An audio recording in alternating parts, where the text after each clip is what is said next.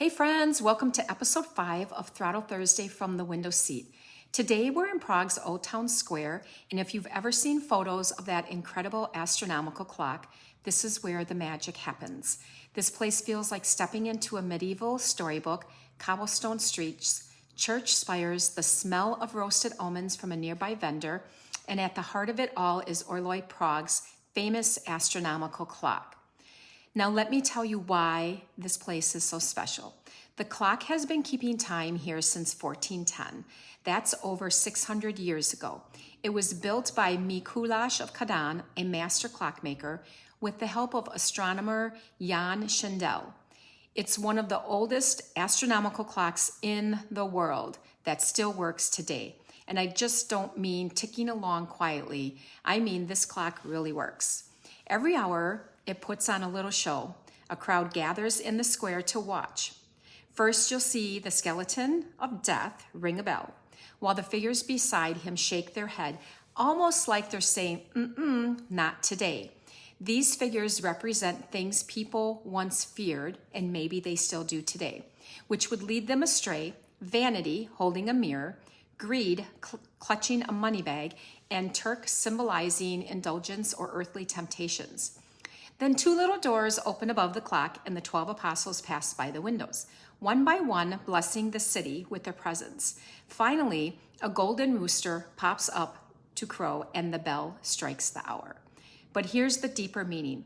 Back in the 1400s, this just wasn't entertainment. It was a medieval reminder that time is precious, death comes for all, and that what we do with our time matters. It's reflective, but it's delivered with a little wit. Because even back long ago, centuries ago, Prague knew how to mix wisdom with a little bit of showmanship. And what I really love about Orloj is its story of survival. In 1945, during World War II, the old town hall was hit during the Prague uprising. The clock was badly damaged, and parts were destroyed, and the original wooden apostles were lost in the fire. But Prague didn't let that be the end. A sculptor named Wojtek Sukadara, if I'm pronouncing that right, rebuilt the figures, and by 1948, the clock was back in working order. And it's more than just a local treasure.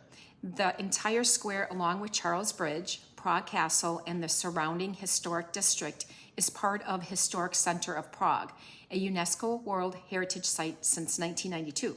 That means this area is protected and recognized for its cultural and historical value on a global scale. So while the clock itself isn't listed on its own, it's a proud piece of a much bigger story. If you ever make it to Prague, I definitely highly recommend taking the Old Town Hall tour. You'll see the inner workings of the clock. You get to explore the centuries-old rooms, and then head up to the top of the tower for an incredible view. There's an elevator that will take you most of the way, but of course there's still stairs, and fair warning, it doesn't quite get you to the top, but it'll get you close. If you have a fear of heights, you'll have to conquer a few stairs and get over that. I did. I'm totally afraid of heights, but it's definitely worth the view. The view that the red rooftop spires, the winding streets, and below the clock is nothing short of breathtaking. So now, before we wrap this up today, let me leave you with one little last mystery. Next time you're standing by the Old Town Square, and if you go up to the top, look down, or you can see it from below, you'll see small 12 X's at the base of the tower. They're not random. Each one marks a place tied to a sobering moment in Prague's history. But we're going to save that story for another episode. Thanks for tagging along with me.